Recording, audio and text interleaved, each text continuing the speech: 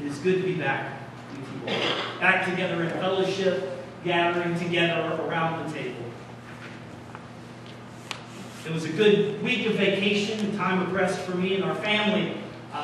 But I'm reminded from this text that we have this morning, this gospel text, of something that happened right before our vacation.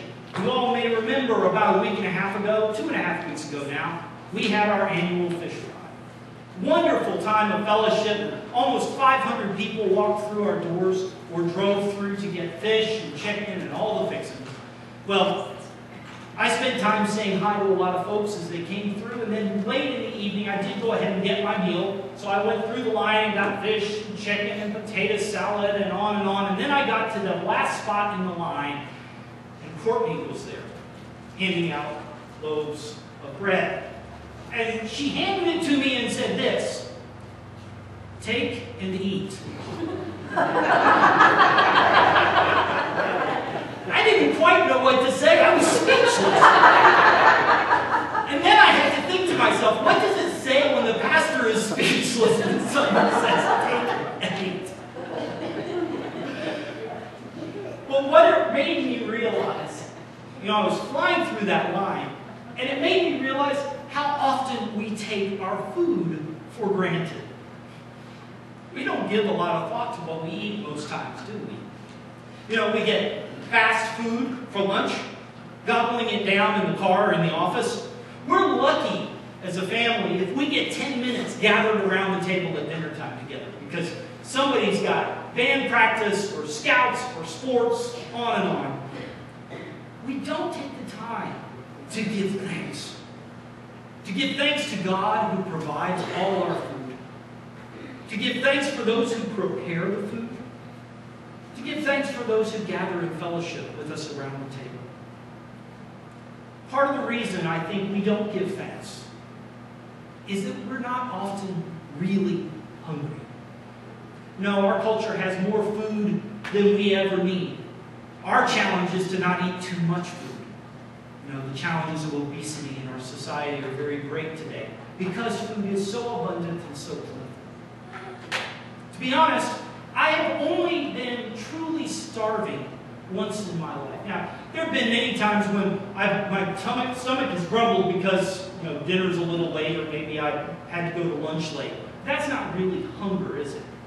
The only time I've truly felt hungry was in Ranger School, where we were lucky to get a meal a day, and it was often at 2 in the morning. And by the end of Ranger School, my body was so depleted that there was this constant gnawing inside of my stomach. True hunger. Many other cultures, of course, struggle with hunger, don't they? In Jesus' day, it was lucky if people got food to eat. So when they prayed, "Give us this day our daily bread," it really meant something for them, because there was a real chance they weren't going to get what they needed that day. But in our culture, since we don't give a lot of thought to our food, it's easy to ignore that it's a gift. And it's also easy to ignore God's gift in Holy Communion. After all, it's a little piece of bread, a little sip of wine. It's hardly enough to sustain anyone, is it? But is that all that's really going on here at the table? As I said, it's true that food is a gift from God, but it is something more than just a gift. It's the greatest gift ever given. It's Jesus himself. As it says in our gospel text today, "The bread that I will give for the life of the world is my flesh." Now that sounded repugnant to the Jewish people of that day. "How can this man give us his flesh to eat?" they said. And the Romans were very fond of accusing the early Christians of being cannibals, because they were saying, "We eat the flesh of Jesus, we drink the blood of Jesus." To add to that, in the Jewish law, it prohibits the drinking of blood. It prohibits eating meat while blood is still in it. So this sounded offensive to them. But Jesus took what is offensive and turned it into the greatest gift of all, didn't he? You see, Jesus knows that we need this gift.